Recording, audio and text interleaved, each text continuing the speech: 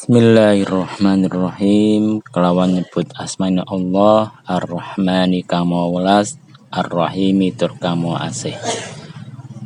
Jadi kita mulai kitab Safinatus Shalah ini dengan bacaan basmalah karena mengikuti kitab Allah, dan yang kedua mengikuti anjuran Kanjeng Nabi Sallallahu Alaihi Wasallam yang berbunyi kullu amrin tibalin la yuqbalu fi bismillahirrahmanirrahim fahuwa aqta'u, bahwasanya semua perkara yang penting yang tidak dimulai dengan basmalah maka terputuslah barokahnya.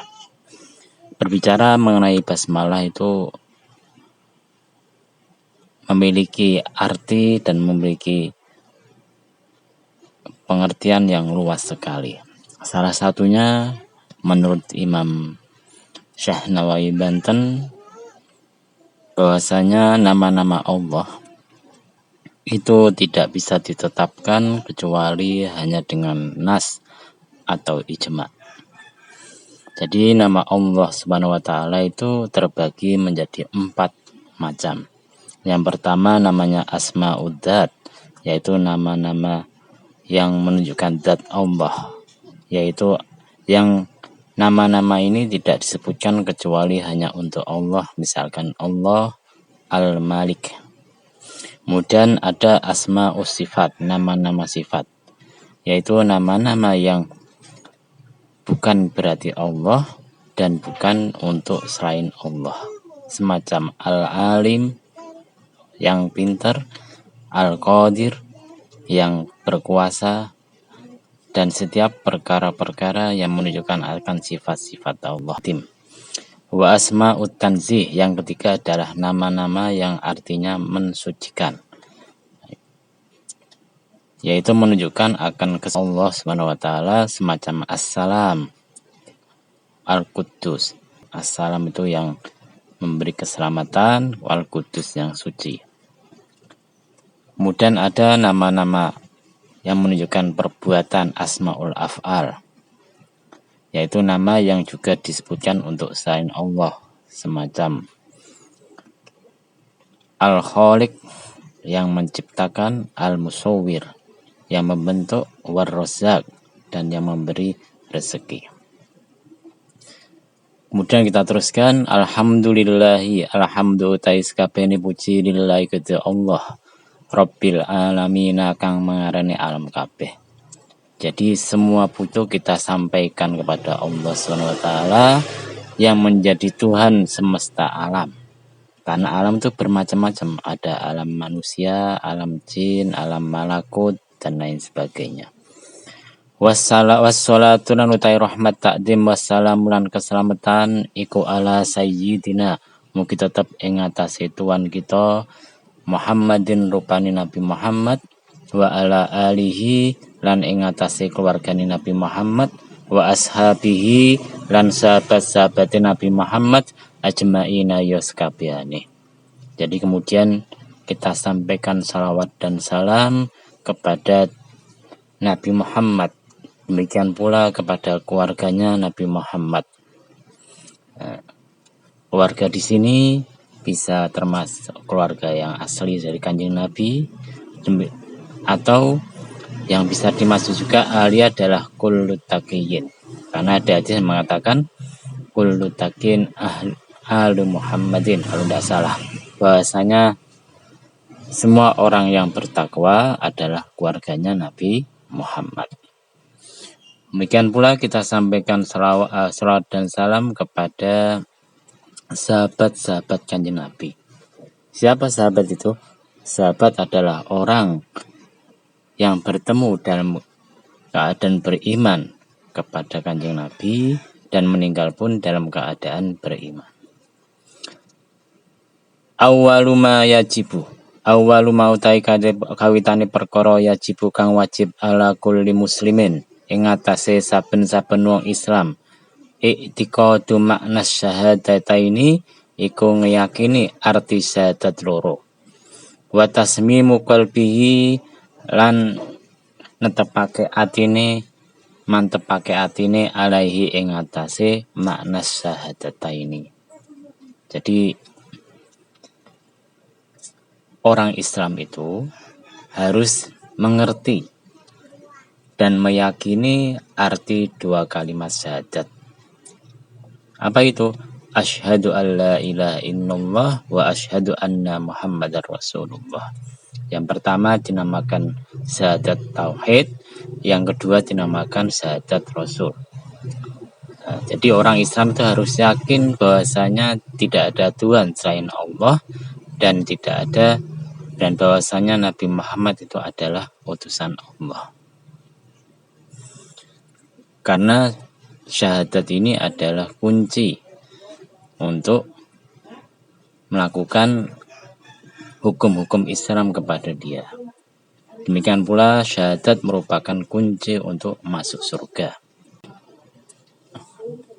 Iman itu adalah pembenaran, sedangkan menyatakan adalah syarat untuk menjalankan hukum-hukum Islam di dunia ini, seperti masalah waris, pernikahan, dan lain sebagainya.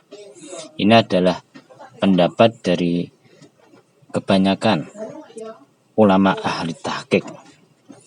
Dan menurut sebagian ulama lagi, menyatakan syahadat itu adalah syarat untuk sahnya iman. Ada yang mengatakan bahwasanya iman dan ikrar, iman itu adalah ikrar, pernyataan, dan membenarkan sekaligus. Ini adalah pendapat Imam Abu Hanifah dan sekelompok dari ulama-ulama al-Asy'ariyah seperti Al-Qadhi Abi Bakar Al-Baqillani. Kemudian ada yang mengatakan iman itu adalah pernyataan, pembenaran, dan amal, mengerjakan perintah-perintah Allah. Ini adalah pendapat kebanyakan ulama ahli hadis, Mu'tazilah, dan Khawarij.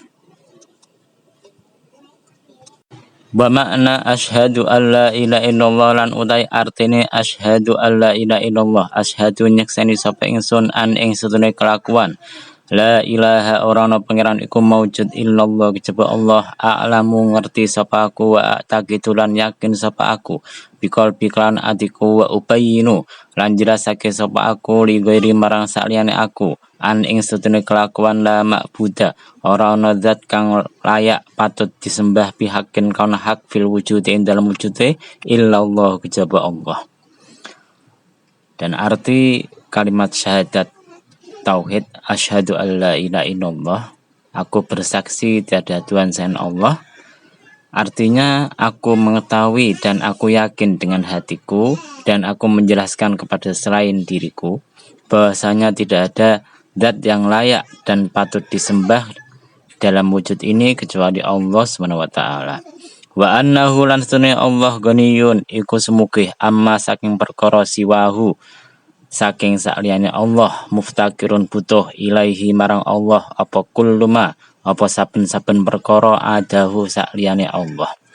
Jadi Allah itu adalah zat yang tidak butuh apa-apa, bahkan perkara-perkara yang lain atau makhluk yang lain itu butuh kepada Allah SWT. Mutasifun persifatan bikulli kamalin kawan saben-saben kesempurnaan mulang sedahun tur den suciake angkul linaksin saking saben-saben kekurangan. Jadi Allah itu punya sifat yang maha sempurna, tidak punya kekurangan apapun. Wa ma khatara bil bali, dan apa yang terlintas di dalam hati kita itu bukan Allah Subhanahu wa ta'ala.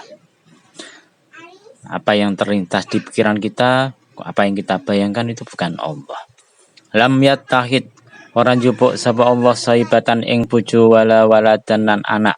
Jadi Allah tidak mengambil istri ataupun anak. Wala yumasilulan ora madani sapa Allah fi dati ing dalam dati Allah, wa sifatilan sifat-sifate Allah, wa af'alilan perbuatan-perbuatan Allah, ahadan ing suci, ing wong suci. Artinya tidak ada satu orang pun makhluk di dunia ini yang bisa menyamai Allah baik dalam segi zatnya, sifatnya maupun perbuatannya.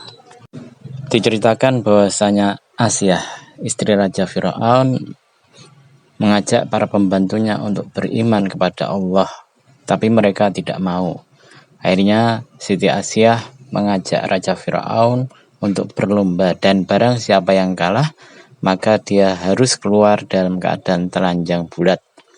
Maka Raja Fir'aun pun memenuhi permintaannya. Maka akhirnya gimana? Akhirnya ternyata yang menang adalah Siti Asyah, dan Raja Fir'aun pun kalah. Maka kemudian Siti Asyah minta Raja Fir'aun untuk memenuhi janjinya untuk pergi keluar sampai pintu kekaisaran dalam keadaan telanjang bulat. Pintu istana maksudnya. Pintu istana dalam keadaan telanjang bulat. Tapi Raja Fir'aun tidak mau. Dia merasa malu. Maka kemudian Siti Asyah mengatakan, kalau kamu Tuhan, maka harus memenuhi janji kamu. Maka akhirnya kemudian dia merasa malu karena dianggap Tuhan, harus memenuhi janjinya. Maka dia pun keluar ke pintu istana, sampai pintu istana dalam keadaan telanjang bulat. Ketika para pembantu Siti Asyah melihat bentuknya yang kurang bagus, yang jelek, maka akhirnya mereka pun beriman kepada Allah SWT. Yang perlu diperhatikan bahwasanya tidak sah mengganti lafaz asyhadu dengan lafaz yang lain meskipun mirip atau serupa. Karena agama memakai lafaz asyhadu, bersaksi. Maka tidak boleh a'lamu, aku mengetahui. Karena syahadat itu lebih khusus daripada mengetahui. Karena syahadat itu adalah perbuatan yang muncul dari ilmu yang hasil dari persaksian mata dan persaksian mata hati. Maka setiap syahadat itu adalah ilmu dan bukan sebaliknya. Wa makna lan utai artine asyhadu anna Muhammadar Rasulullah. Nyaksani sapa ingsun anna Muhammadan setune Kanjeng Nabi Muhammad Rasulullah iku utusan Allah. A'lamu ngerti sapa aku wa a'taqidulan yaku lan jelasake sapa aku li ghairi marang saliyane aku. Anna sayyidana Muhammad bin Abdullah, Muhammad bin Abdullah iku Abdullahi iku kawulane Allah wa rasuluhu lan utusane Allah ila kafatil khalqi marang sekabehane makhluk. Jadi arti asyhadu anna Muhammadar Rasulullah, saya bersaksi bahwasanya Nabi Muhammad adalah utusan Allah. Aku mengerti dan aku yakin dengan hatiku, dan aku menjelaskan kepada selain aku bahwasanya Nabi Muhammad itu adalah hamba Allah dan utusan Allah untuk seluruh makhluk. Ini berbeda dengan nabi-nabi lainnya yang hanya diutus untuk kaum tertentu. Sawadikun terbener fi kulli ma ing dalam sekabehane perkara ahbaro kang nyritani sapa Kanjeng Nabi bi kelan ma. Yajibu wajib ala kafatil khalqi ing atase sekabehane makhluk apa tasdikuhu menerake Kanjeng Nabi wa mutaba'atu lan melu Kanjeng Nabi.